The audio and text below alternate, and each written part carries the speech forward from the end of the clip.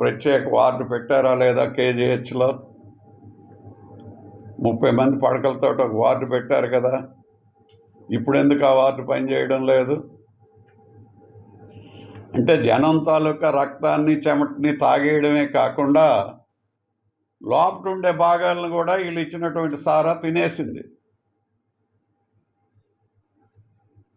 మరి ఇళ్లల్లో దాచుకోవడానికి కూడా చాలినటువంటి జాగా ఎక్కడెక్కడో ఫామ్ హౌస్ల్లోనూ అక్కడ ఇక్కడ బుట్టలతోటి బ్యాగులతోటి పెట్టుకున్న అమౌంట్ కూడా బయటపడుతుంది. 30 మంది వరకు జైల్లో ఉన్నారు. ఇంకా వెళ్ళవలసిన చాలామంది ఉన్నారు.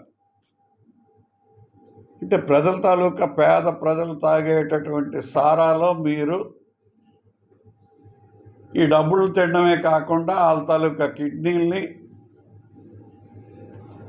లివర్ని, వీటిని కూడా మీరు పాడు చేస్తారు, తినేశారు.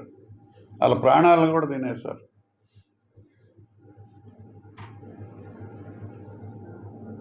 రాక్షసులు పూర్వం మానవులు తినేవారు అనేవారు బకాసురుడు. వీళ్ళందరూ ఓ బండి భోజనంతో పాటు మనిషి కూడా పోతుల్ని బండి పూసుకొని వెళ్ళేవారు. ఏదో సినిమాలో చూసాం మనం. బకాసురుడు భోజనంకి ఆ బండి మంచి బలిష్టమైనటువంటి పోతులు, మరి బండి నిండా అన్నము, వెళ్ళినటువంటి మనిషి కూడా నంచుకోవడానికి ఉండాలంటే అప్పుడు భీముడు వెళ్తాడు. మళ్ళీ భీముడు పుట్టాలేమో ఈ బకాసురులు పోవడానికి. మళ్ళీ ఇంక మేమే వస్తామని నిన్న మొన్న చెప్తున్నారు. వైఎస్ఆర్ కాంగ్రెస్ ప్రభుత్వానికి, జగన్మోహన్ రెడ్డికి కానీ, బొత్స సత్యనారాయణ, మిగతా లీడర్లకు కానీ మీకు స్టీల్ ప్లాంట్ మీద మాట్లాడే అర్హత లేదు. 5 ఏళ్ళు మీరు చేసినటువంటిది, ప్రజాధనం దోచుకున్నటువంటి దీనికే వాడుకున్నారు. పవర్ అంతా ప్రజలు ఇచ్చినటువంటిది.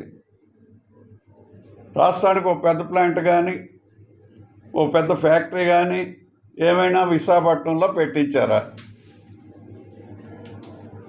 ఈవేళ మనకు కనిపిస్తుంది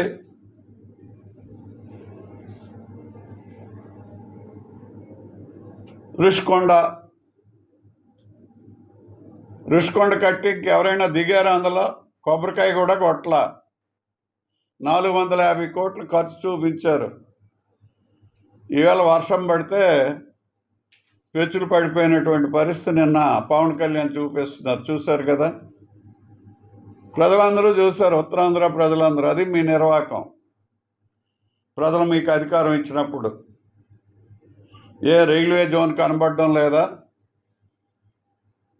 గత 5 సంవత్సరాలు మీరు ఎందుకు తెచ్చుకోలేదు? అప్పుడు ఈ సత్యనారాయణ గారు క్యాబినెట్ మినిస్టరే కదా. అందరినీ తీసేసినా ఈయన కంటిన్యూ అయ్యాడు కదా. ఉత్తరాంధ్ర ప్రజలకు జవాబు చెప్పాలా?